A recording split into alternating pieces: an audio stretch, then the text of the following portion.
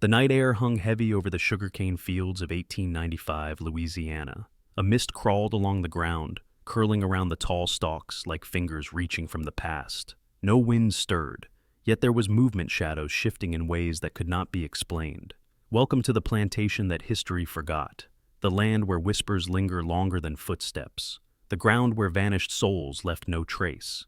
It was the time of slow decay, of wooden cabins leaning with age, of lanterns flickering against the humid dark, where every snap of a twig echoed stories of those who came before. Some said the wind carried voices, others said it carried warnings, voices of the enslaved who never left to the freed, who never slept, of soldiers whose names were erased from the records, phantom regiments that marched silently through the night.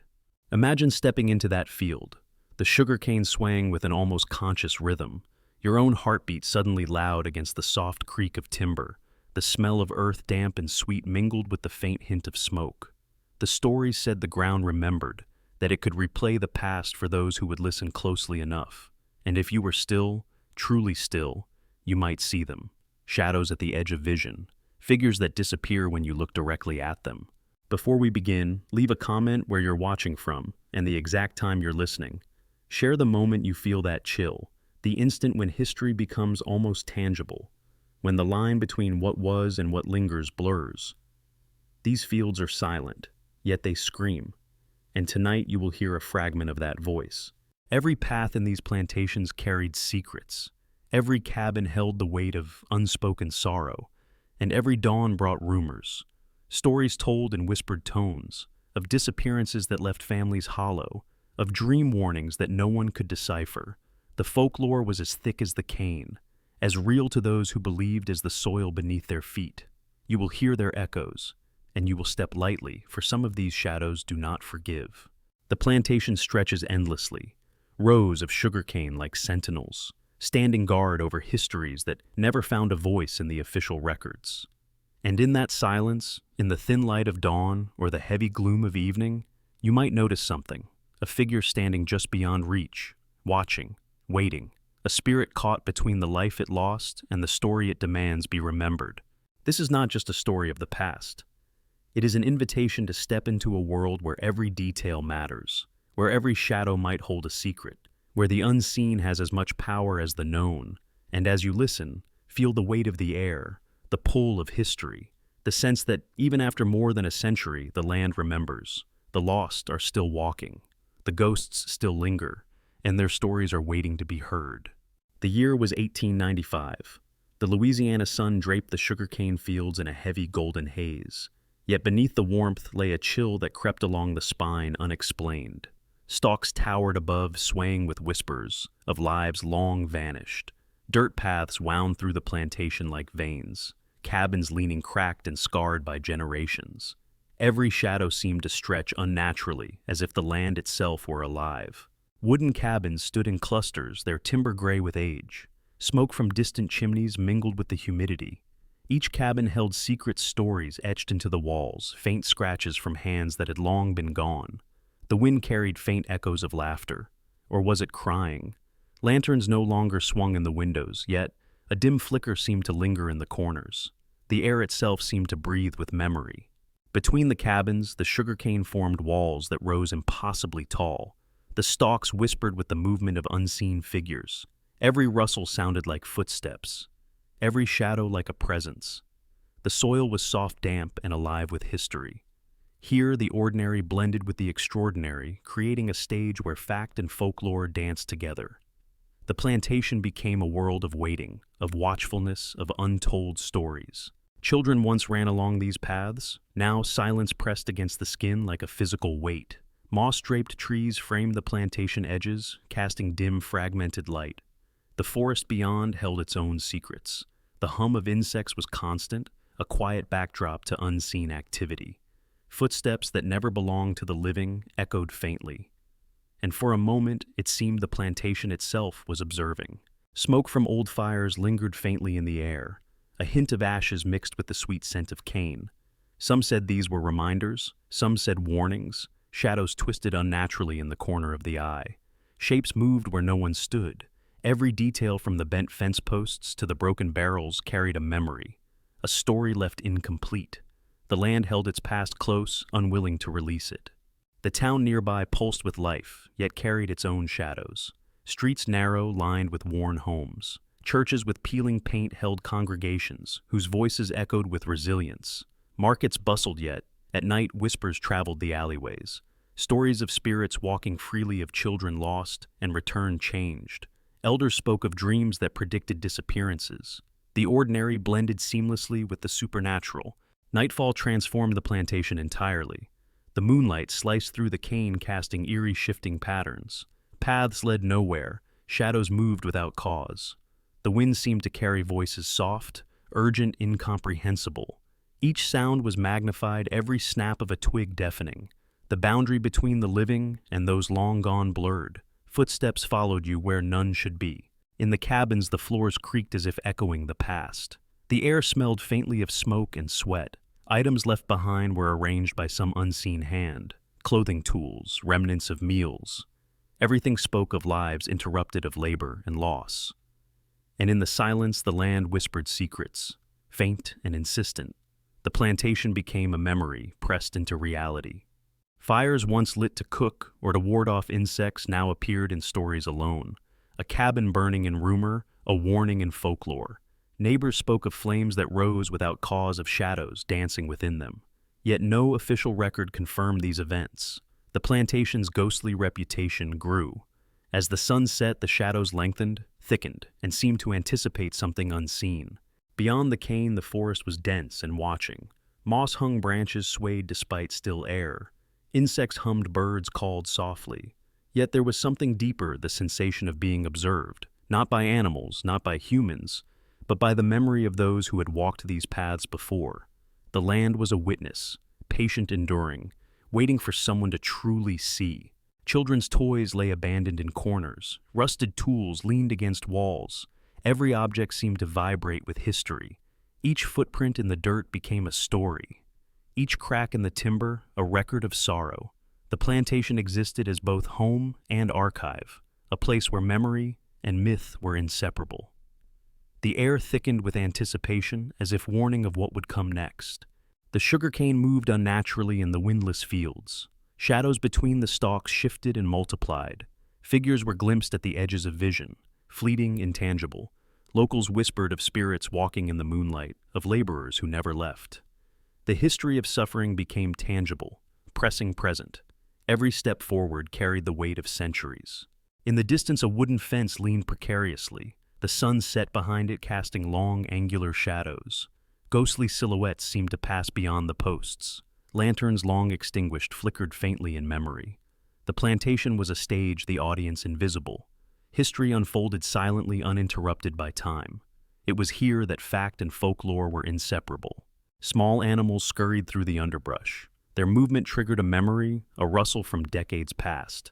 Some said the plantation played tricks on the eyes. Others said it revealed truths that no official record would acknowledge. Footsteps sounded where no one walked. Shapes appeared and vanished. The field became a labyrinth, each turn revealing echoes of vanished lives. Dust settled on broken barrels, on tools left in haste. The wind carried whispers that could not be traced. Names unrecorded in history were murmured softly. Families vanished without explanation. Shadows of the past intertwined with present reality. The land remembered, in ways subtle and horrifying. The air was alive with anticipation, as though expecting someone to uncover the truth. Church bells once rang across the fields, now silent. Their echoes lived only in memory. Markets once vibrant, now empty. Streets desolate by nightfall. Every structure and pathway was a repository of lives interrupted. The ordinary had been infused with the extraordinary. Shadows of the past hovered constantly, waiting for acknowledgement. The forest bordering the plantation seemed to breathe. Trees shifted despite still air. Every branch and leaf a participant in memory. Legends said spirits walked freely among the roots. Whispers told of warnings, of dreams, of premonitions. The boundary between the living and the dead thinned. Each sound, each movement a message from the past. Smoke from imagined fires lingered in the mind. Shadows cast by moonlight became figures. The air thickened with anticipation and dread. Ghosts of laborers, of children, of soldiers, all moved silently, observed from the corners of vision. The plantation itself seemed conscious, a living archive of memory and folklore. The final rays of sun bathed the fields in an ominous glow. Shadows stretched impossibly long. Every movement in the cane seemed intentional. Every whisper of wind carried voices. Figures appeared and disappeared in the dim light. History and legend merged seamlessly. The listener felt the pull of time, as though stepping into an unsettled memory. And yet as night fell completely, a strange serenity settled. The sugarcane swayed gently. Shadows softened, but never disappeared. The plantation waited, always watching, always remembering, ready to reveal its secrets to those patient enough. A world suspended between fact and folklore, where every story, every ghost, every memory had a place and waited to be heard. Historical records note that in the summer of 1895, several enslaved people disappeared from the plantations near the Mississippi River. Official notices described them as fate unknown. Freedmen's Bureau documents preserved only fragments of their existence. Names crossed out details missing. Yet these records hinted at something deeper. The land itself seemed to absorb the stories, a silent witness to lives unaccounted for. Runaway slave ads in local papers detailed the absences, describing clothing height, distinguishing marks, but never the reason, never the why. They vanished into the swamps, the forests, or perhaps into another world altogether. Folklore whispered that some were taken by spirits of the cane fields, their footsteps eternally wandering through sugarcane stalks. A blending of fact and myth was already forming. Soldiers stationed nearby documented phantom regiments, units of black troops who appeared in patrol logs, yet vanished without a trace. One report described men marching in the night, appearing and disappearing. Orders followed no record, commands executed with no commander in sight. Historians would later call these entries unverified. Locals called them warnings. WPA narratives captured oral histories passed down by descendants, ghostly tales intertwined with real events. An elder remembered seeing lanterns floating over a field at midnight, children who vanished and returned altered. Voices in the wind spoke of unfinished business, of debts unpaid. Folklore gave life to the gaps left by history, and it lingered, persistent, unsettling. Freedmen's Bureau records described families torn apart, one cabin abandoned abruptly, possessions left in haste. Official documents noted no trace found. Yet locals told another story that at night, shadows moved inside the cabin. Chairs rocked, doors opened as if the absent were still present. Song and legend coexisted in the same soil, the land recording both truth and memory. Plantation maps from the period showed intricate networks of fields, cabins, and paths. Some routes marked dangerous, believed to be cursed. Historians speculated these warnings referred to swamp's disease or hostile overseers, but oral traditions suggested something else. The cursed paths were haunted, spirits of those who had been wronged wandering eternally. Newspaper clippings described mysterious fires, small barns burning without cause, tools destroyed yet no source found. Eyewitnesses recalled flickers of light moving unnaturally, shadows dancing in smoke. The fire moved with a mind of its own, one account read. Folklore added faces in the flames, silhouettes of the missing, a chilling reminder that history could be alive. Accounts of dreams also appeared in WPA interviews. Some people reported visions of loved ones they would later find missing. Others dreamed of soldiers marching silently through the mist. Dreams became omens, warnings, guides. Reality and myth intersected the unseen, influencing the scene. Each dream a fragment of the truth lost to official history. Local legends told of a spectral overseer, a figure clad in ragged clothes hat pulled low, appearing at the edge of fields, whispering warnings to anyone who lingered too long. Children spoke of seeing him vanish into the cane. Families swore they felt his gaze even in empty rooms. A cautionary figure perhaps, or a memory made flesh. Ghost stories were not confined to plantations. Townsfolk recounted sightings along river paths, floating lanterns, unexplained sounds, footsteps in empty halls.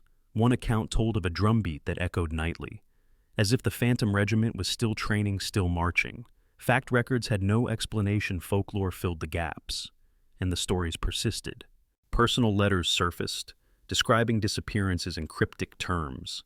He left at dusk, and by morning he was gone. She followed the lanterns, and I never saw her again. Writers expressed fear, resignation, and awe. The line between reporting and legend blurred. Even contemporary observers questioned reality. The unknown became narrative. Slave advertisements often included physical descriptions, yet these were inadequate to trace the missing. Some were said to have walked into the swamps and never returned. Others rumored to vanish into fields that seemed endless. Folklore suggested that spirits guided or claimed them, preserving their memory while hiding their fate. Tales of nocturnal apparitions circulated, glowing figures between the cane, soft murmurs calling names. One woman claimed her brother appeared translucent, repeating her mother's warnings. Fact-layer documented no such event. Folklore insisted otherwise. The plantation's memory was both precise and fluid. Reports of sounds in the night, drums, chains, and footsteps, echoed without source. Soldiers and laborers alike reported feelings of being watched, a coldness that could not be explained. Some wrote it off as superstition, others feared it. The land itself seemed to communicate, teaching warning, reminding. Some missing individuals reappeared, altered silent eyes distant. Documents recorded their return, folklore recorded the method. They had wandered through the fields guided by lights, or had followed whispers that led them back. Their stories were incomplete, hauntingly fragmented, hinting at truths lost. Folk rituals were often described alongside these disappearances. Offerings placed in cane rows, charms left on cabin thresholds, prayers whispered to ward off spirits. These acts combined spiritual and practical methods, showing the intimate relationship between the people and the land, history and myth coexisting in every gesture. In some accounts, shadows were said to move independently, bending, stretching, vanishing when approached. Animals reacted terrified, but human observers could not see the cause. Fact-layer offered no explanation. Folklore called them guardians, watchers, the plantation alive with unseen presence. Even newspapers noted the haunted fields, editors skeptical yet reporting strange phenomena, crops that wilted mysteriously, barns collapsing with no structural reason. The combination of missing persons' odd events and local testimony formed a tapestry, each thread a mix of fact and haunting imagination. Oral histories emphasized repetition, spirits that retrace steps nightly, apparitions appearing at the same location under the same moonlight. Children warned others not to stray. Adults whispered respecting the unseen authority. Both layers of narrative created a tension, grounding fear in memory and history simultaneously. By the end of this layer, the listener begins to feel the duality. Cold official records of the vanished, soft persistent folklore of the haunted. The plantation and town become characters themselves, breathing, remembering, observing, fact and legend intertwined, creating a world of suspense and inevitability. The stage is set for the rising incidents to unfold. A shadow moved silently through the tall sugarcane. No wind stirred yet, the stalks bent as though acknowledging an invisible presence. A young man tending the fields vanished without a sound. Only his tools remained pressed into the soft, damp earth.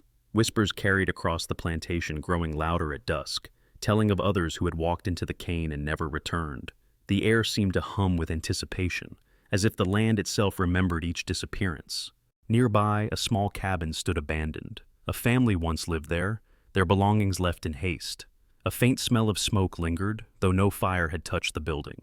Locals told stories of a night fire, ghostly flames that flickered and died without consuming anything. The truth recorded in official reports denied any such event. Yet those who lived nearby swore they had seen it. The boundaries between reality and memory blurred. Along the river's edge, another tale surfaced. A child chasing a floating lantern disappeared into the reeds. The family searched for hours, calling into the mist. Only silence answered. Days later, the child was found at the edge of the forest, his distant voice carrying the cadence of a dream not her own. Historians noted no official record, but folklore insisted she had been guided by spirits through the cane across the fields into safety. A small group of black soldiers stationed near the plantation reported an unusual occurrence. At midnight, their patrol logs described an entire regiment appearing out of nowhere, marching silently through the fog. Orders were followed with precision, yet no commander was present. By dawn, the unit had vanished, leaving footprints that disappeared into the soft soil. Official documents remained vague. Locals whispered that the Phantom Regiment was a guardian, a warning, or perhaps a reminder of unfinished duty. In another sector of the plantation, A lone overseer recounted hearing drums in the dead of night, soft, measured, but impossible to trace. The sound seemed to march across the fields, never fading. Shadows twisted at the edge of vision figures, glimpsed and gone before recognition. His account was dismissed by authorities, but it fueled the growing legend. A pattern emerged: disappearances, apparitions, unexplained noises, all pointing to something unseen but undeniably present. Families spoke of recurring dreams, visions of kin lost to the fields calling out from beyond. Some awoke to find signs of their dreams manifested: a trampled row of cane, a tool misplaced, a fleeting shadow in the corner of a room. Dreams and reality intertwined, each informing the other. The plantation's history was not just recorded in books, but in the living memories of those who walked its grounds. The unseen world had become part of daily life. The town beyond the plantation bore its own mysteries. Streets that bustled in the day became eerily silent at night. Windows reflected shadows that did not belong to any living person. Doors creaked open and shut without cause. Stories circulated of spectral figures traversing alleys, watching families through empty doorways. People spoke in hushed tones, fearful of attracting attention from those who should not be disturbed. A community learned to live with the unknown. Along the forest line, a barn collapsed mysteriously. Beams splintered, roof caved. No storm, no fault in construction, only the echo of wind and soft, indiscernible movement. Locals claimed the collapse was the work of spirits angered or unsettled. Official records listed it as structural failure, but every resident knew otherwise. The plantation itself seemed capable of enforcing its own justice, its own memory of wrongs committed and unrighted. Children avoided the cane after dark. Even those who had grown up within its rows felt unease. Lanterns swinging gently cast distorted shadows. Every movement in the undergrowth was amplified, every rustle a potential threat. Some claimed to have glimpsed figures floating above the stalks, translucent humanoid observing. Fear became part of routine, a constant companion to the physical labor required by the fields. One evening, a young woman disappeared from the edge of the forest. Neighbors reported hearing her name called softly through the mist. Her return days later was silent, her eyes distant. She spoke only in whispers of lights. She had followed voices that guided her. Her story merged with the plantation's folklore immediately. The line between disappearance and ghostly visitation became indistinct. The land retained its secrets. Another report told of a lone horseman riding at twilight along the plantation's edge. No living rider could be seen. Hooves struck the ground with rhythmic certainty. The figure vanished as suddenly as it appeared. Residents whispered that he was a sentinel, watching for intrusions, or perhaps a soul still bound to duty long after death. Shadows like these wove a continuous thread through the night. The sugarcane itself seemed to act as a medium. Shadows, sounds, and impressions moved with intelligence. Workers noticed patterns, a stalk bent in a particular way, footprints that appeared and vanished, soft whispers that echoed directives. Even skeptics could not deny the sensation of being observed, of walking through a world that was alive in more ways than one. The plantation was no longer just a place. It was a presence. In the distance, the river whispered, water flowing over rocks, carrying stories of those lost to the marshes. Reflections showed fleeting figures, shapes impossible to trace. Some nights the fog thickened to the point of swallowing paths entirely. Shadows moved independently, leaving those who walked to wonder if the dead were guiding them, testing them, warning them. Every journey through the land was perilous. Occasionally travelers spoke of fleeting lanterns, floating along paths with no visible bearer. Following them could mean safety, or could mean being drawn into the fields where no one returned. Folklore painted them as guides, omens, or traps. The ambiguity heightened tension, and every resident learned to respect the invisible currents flowing through their daily lives. Ghostly drums and disembodied voices became part of nightly routine. Some claimed music played from nowhere, rhythms that matched no known instrument. Children mimicked them unknowingly. Adults shivered as they recalled stories of spirits marching unseen. Fact records offered no explanation. Folklore ensured the experience would never be forgotten. The land was alive, vigilant, and demanding attention. A few brave souls attempted to investigate the disappearances, venturing into the cane at night with lanterns in hand. They returned shaken, speaking of distorted sounds, of moving shadows, of whispers that called their names. Others never returned at all. These events became embedded in oral histories, blending fact and legend into a tapestry of fear and awe. Some nights, faint music echoed across the fields, a haunting, lilting tune, possibly a spiritual. Ghostly figures were said to dance along the paths weaving between cane rows. Those who glimpsed them described faces twisted with sorrow and longing. The sounds were real enough to be heard, yet their source remained impossible to locate. Memory and myth intertwined. In the cabin, small lights flickered unexpectedly, candles unlit by hand. Shadows shifted on walls. Belief in restless spirits intensified. Children huddled in corners, elders whispered prayers, and even the most skeptical workers took precautions. The plantation demanded respect, and each night it reminded its inhabitants of the thin line separating life from legend. By the end of the season, the incidents accumulated, disappearances, spectral sightings, sounds in the dark. Each report, each story became part of the plantation's living archive. History and folklore merged, creating a world of tension, suspense, and expectation. Listeners or residents could never ignore the possibility that the unknown would manifest. The stage was set for even greater revelations.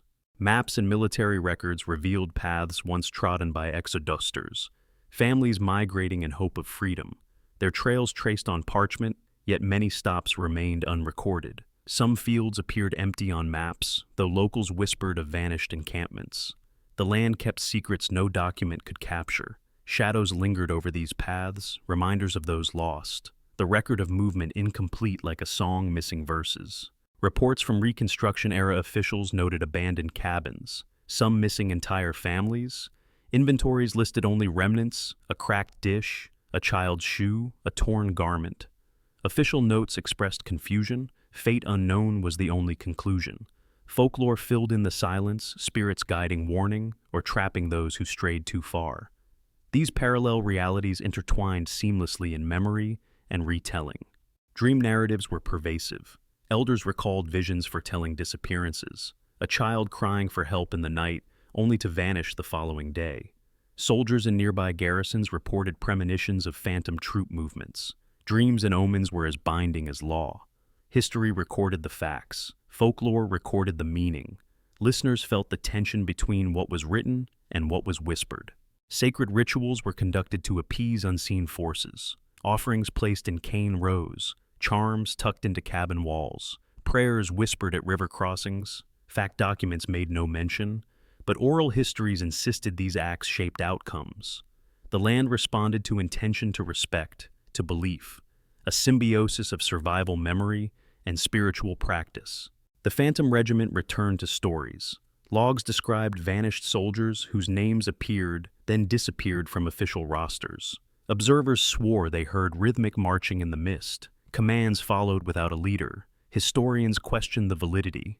Folklore insisted on the reality, on the presence of souls who never completed their duty. Tension built between recorded history and living memory. Local newspapers noted mysterious lights over the fields, unexplained phenomena during harvest, lanterns floating without bearers, beams of light bending and moving as though alive. Fact could not explain these events. Legend assigned intent, perhaps a warning, perhaps a lure, perhaps a memory of those who had labored and suffered. The unseen became as tangible as the stalks themselves. Families reported encounters with apparitions in abandoned cabins, faces of lost loved ones translucent yet identifiable. Some spoke, some gestured. Stories insisted they warned of danger or led the living back to safety.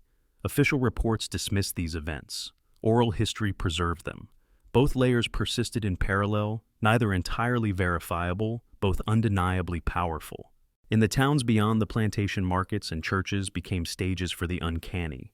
Bells would toll without cause. Shadows flitted in daylight. Whispers followed the unwary through narrow streets. Fact records logged nothing. Folklore narrated everything. Communities adapted, aware that unseen forces were present, and that caution was a form of survival. Ghostly lights were recorded in multiple sectors. Observers described them as floating spheres moving along paths where no human could have traveled. Some disappeared entirely, others remained blinking in the darkness. These lights were woven into community stories, signaling guidance or warning. Fact and folklore converged, producing a shared narrative that defined the landscape. Spiritual ceremonies intertwined with everyday life. Prayer meetings included remembrance for the missing, offerings placed at river crossings or field edges. Shadows responded. Some claimed to see forms gather at these sites. Official documents recorded attendance. Oral history documented phenomena. The community acknowledged both what could be measured and what could only be felt. A pattern emerged across accounts. Disappearances coincided with supernatural signs. Lanterns, footsteps, noises. The plantation seemed conscious alive, responding to those who entered, guiding some, warning others. Some recorded events, folklore interpreted them. Listeners and residents learned to navigate both. The land itself was both witness and participant. Exodus or migration maps illustrated legal stops, yet oral accounts revealed ghost camps, temporary shelters where families vanished for hours. Some reappeared unharmed, others changed. Officials noted no records. Folklore filled the gaps, a bridge between the known and the inexplicable. The land held memory alive with both grief and warning. Soldiers' reports described phantom movements. Files noted no trace. Drum beats at night, marching shadows, commands executed by unseen leaders. Historians remain skeptical. Locals maintain that spirits of the regiment patrol these fields. Each report, official or anecdotal, layered tension upon tension, creating a narrative both grounded and haunted. Cabins abandoned in haste retained evidence of lives interrupted, objects displaced, clothing left in disorder. Fact records listed what was measurable, folklore narrated what was felt. Presence of the absent could be sensed in the air. The ground itself seemed to store these moments, ready to replay for attentive eyes and ears. The river whispered stories of migration, of children carried away by currents only to return. Folklore claimed guidance by unseen hands. Historians noted the flows but could not account for disappearances.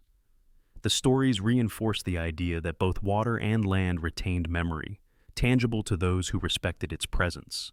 Even the simplest domestic acts became laden with meaning.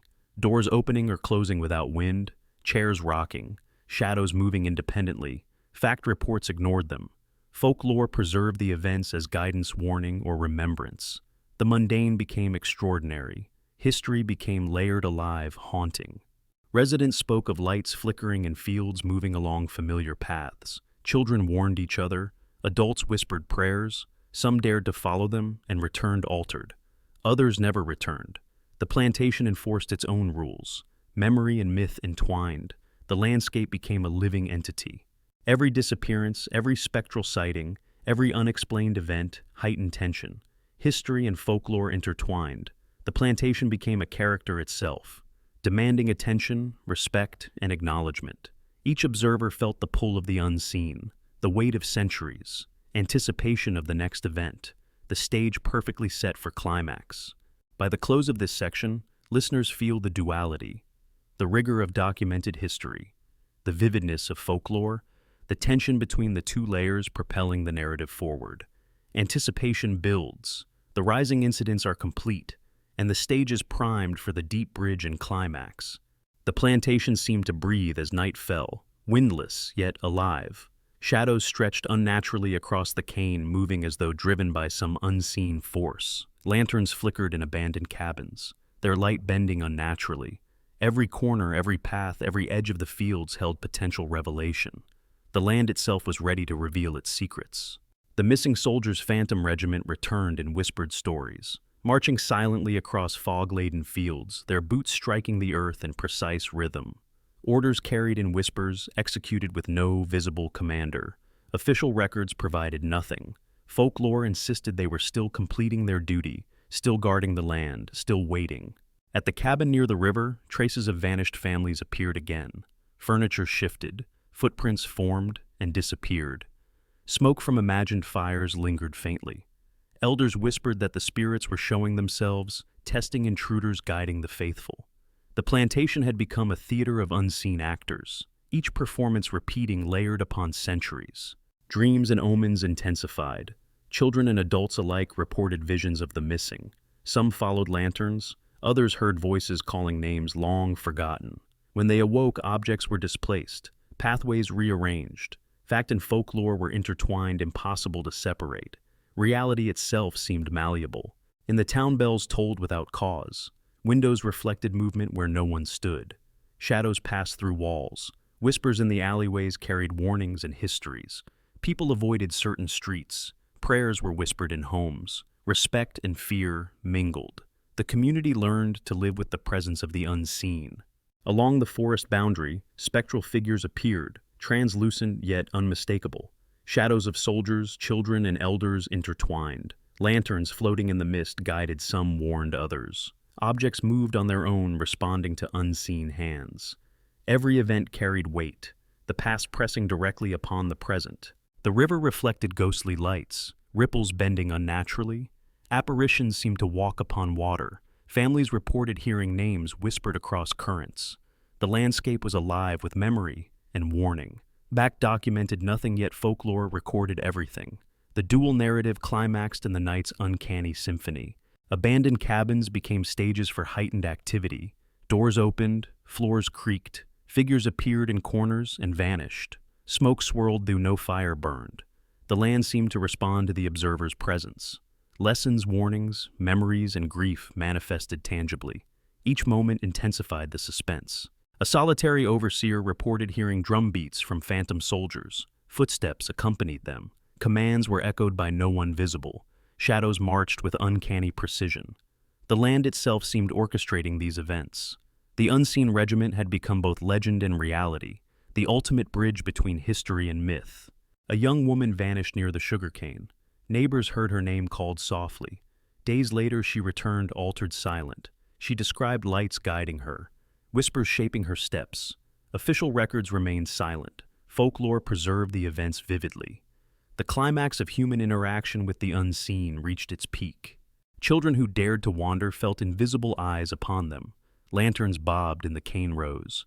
Ghostly whispers instructed, warned, or mocked. Families reinforced boundaries. Prayers were offered. The plantation acted as a living entity, controlling events, shaping outcomes, preserving memory. Phantom flames appeared on distant fields, dancing without source. Shadows wove among them, faces twisted with sorrow. Some villagers approached, some fled. Smoke and light carried messages from the past. Fact remained mute. Legend became alive. Tension reached fever pitch. The phantom regiment marched once more, figures gliding over fields in perfect formation. Orders echoed across rows. The rhythm was tangible. The earth responded with soft vibrations. Witnesses stood frozen, a crescendo of history, memory, and myth converging into a single moment. Riverside visions intensified. Children's cries, adult whispers, and spectral warnings intertwined. Lights guided, misled, and fascinated. Dream omens manifested physically. The boundary between living and dead blurred. Anticipation, fear, and wonder merged into a singular, palpable tension. Smoke and wind carried voices, faint, urgent. Echoes of missing soldiers disappeared, families and vanished children. Each sound layered atop the last, creating a sonic map of the plantation's memory. The audience could feel the weight of centuries pressing into every field, every cabin, every shadow.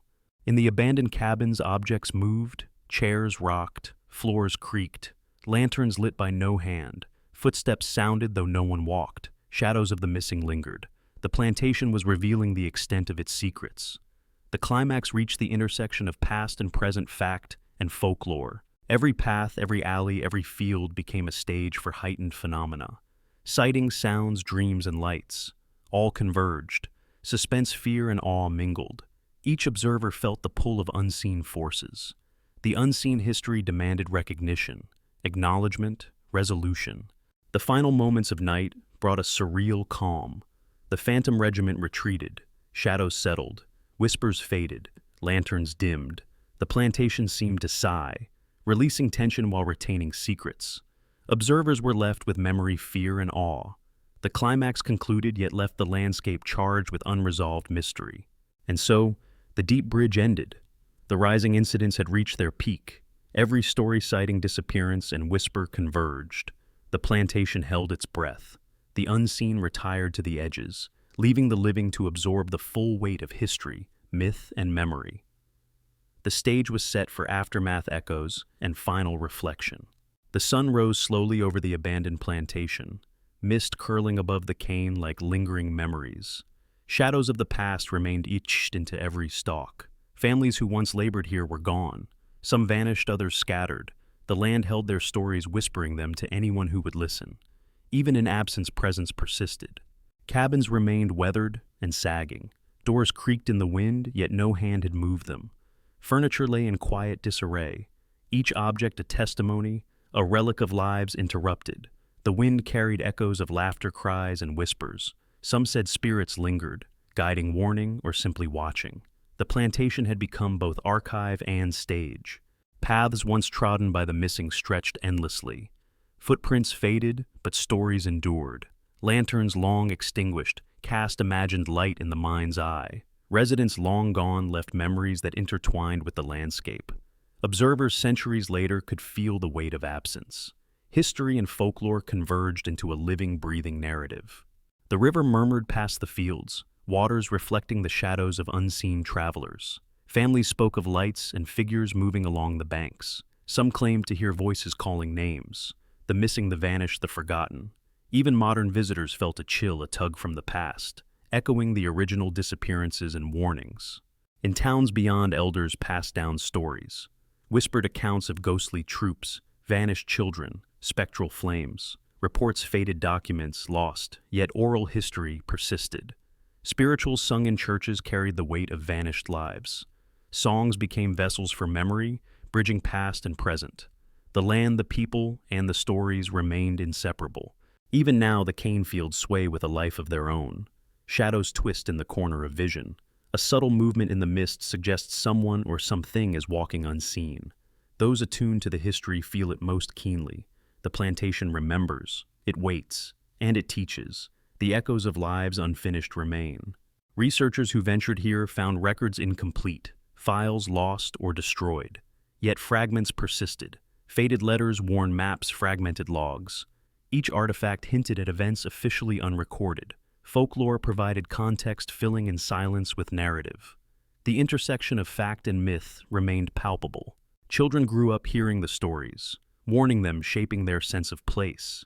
They learned respect for the land, for the past, for unseen presences. The cadence of history was felt in whispers, in ritual and song. The unseen became part of their everyday lives, a constant quiet presence. Spectral lights continue to appear in the cane, floating lanterns at dusk, fleeting shapes at night. Visitors in modern times report chills, sudden noises, shifting shadows. The plantation teaches that absence is not emptiness, that memory persists beyond documentation, and that stories never fully end. Ghosts of soldiers remain in the imagination. Drums echo softly in the wind, marching through mist and memory. The rhythm persists in spirituals and song and story.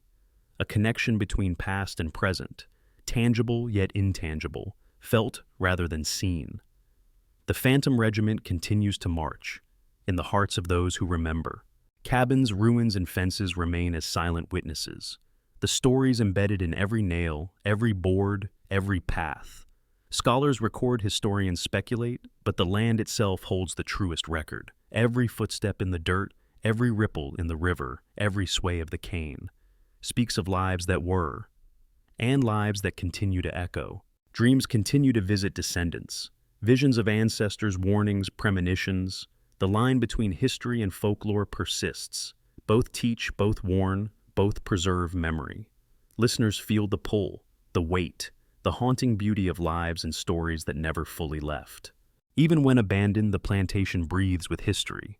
A wind passes through the cane, carrying fragments of songs, whispers, commands. The missing are present in every sway, in every shadow, echoes of footsteps, voices, and hearts intertwined. The land is alive with memory, and memory is alive in the land. Visitors today walk the paths cautiously, aware of the stories they have been told. Some feel eyes upon them, shapes in the mist. A reminder that history is never gone, that what is lost can still be felt. The cane fields guard their secrets carefully, silently, eternally. Communities nearby honor the past. Festivals, spirituals, oral storytelling, keeping memory alive. Legends of vanished families, phantom soldiers, spectral fires, all preserved in narrative. A bridge from centuries ago to now. Each retelling strengthens the bond between past and present. The wind whispers, carrying traces of names, faint as a sigh, yet persistent. Residents and visitors alike hear them differently, some as warnings, some as stories, some as lamentations. The plantation's memory is both personal and communal. It insists on being remembered. Shadows and light continue to play across the fields, moonlight casting eerie patterns, lanterns imagined in memory. The senses fill gaps left by documentation. The atmosphere is heavy, expectant. The past is always present, and the future listens. Even the air seems charged with history, scents of cane ash earth, carrying memory. Some nights the missing are glimpsed in cornered vision, fleeting ethereal. The plantation teaches patience, attentiveness, and reverence, lessons carried through generations. And so, the story closes, yet the echoes remain. Spirituals continue to be sung, ghost stories endure, the land remembers, the absent march still, melodies rise, shadows stretch, tension softens, but presence persists. The audience carries the narrative forward, cinematic pulse lingering. History and folklore entwined, haunting, persistent, unforgettable, leaving listeners suspended between fact and legend, past and present, forever echoing. As you leave this story, ask yourself, are the vanished truly gone, or do they still walk among the cane, waiting, watching, whispering? And finally, you have listened to a record that may never close, a story the land refuses to release, a legacy of memory, spirit, and history. The cane sways, the shadows linger, and the echoes wait, ready to be heard again.